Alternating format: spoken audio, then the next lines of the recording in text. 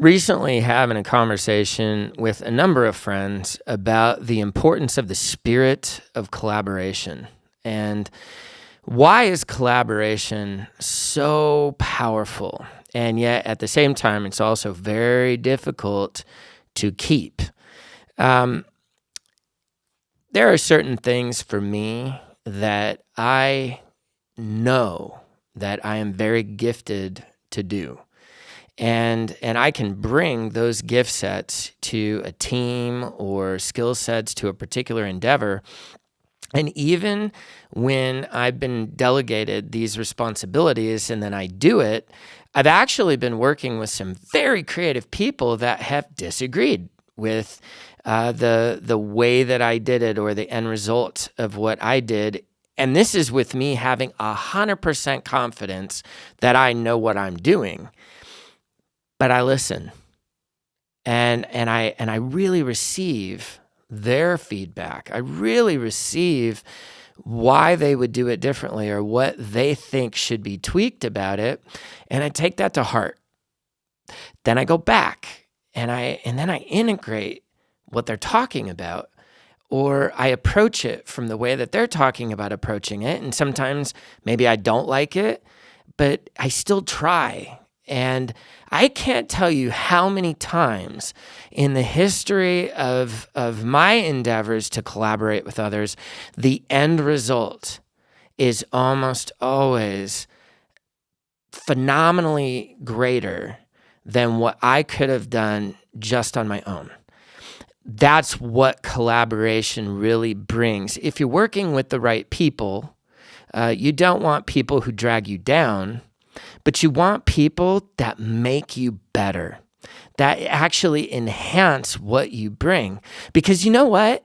All of us have blind spots, whether we're talking in personal character, whether we're talking in personality, or we're talking about our skill sets, our gifts, or even our vocational skills. We all have blind spots. And when we work as a team, when we work with a collaborative spirit, our peers or our teammates actually help us see those blind spots. And the end result is better than what any individual could have achieved on their own. This is true with the entertainment industry. You see this in film, you see this in television. Just think of all the collaboration that has to go into the endeavor of making a film or making a television story. And some of the best filmmakers you will find really do trust and rely on their crew, their talent, all of the collaborative input that goes into whatever it is that they're making. And then you kind of hear about those that are just very much my way or the highway, and they're not really willing to listen to any other input. They're not really willing to receive from anyone else.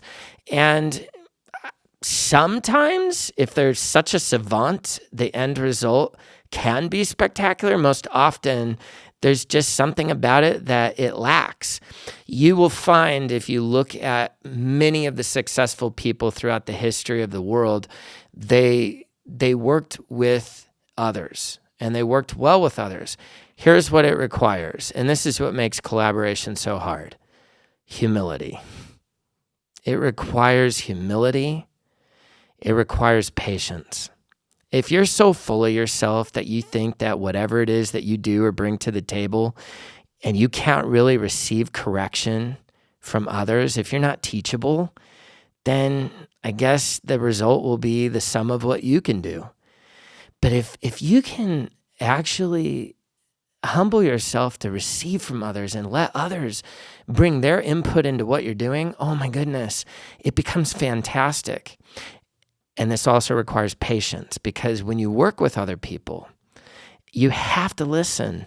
You have to be willing to let them process on their own terms. And sometimes you can't get the immediate answer, the immediate feedback, or the immediate result, or even the immediate decision that you absolutely feel is urgent and has to happen right now. Sometimes that has to happen and somebody has to make a call. But often, if we could just be patient and allow other people to be a part of the decision-making process, oh my goodness, we are stronger together. We are better together. So there's my thoughts on collaboration and why I would never trade all the people that I get to work with on a daily basis. I just appreciate you all so much, and we are stronger together.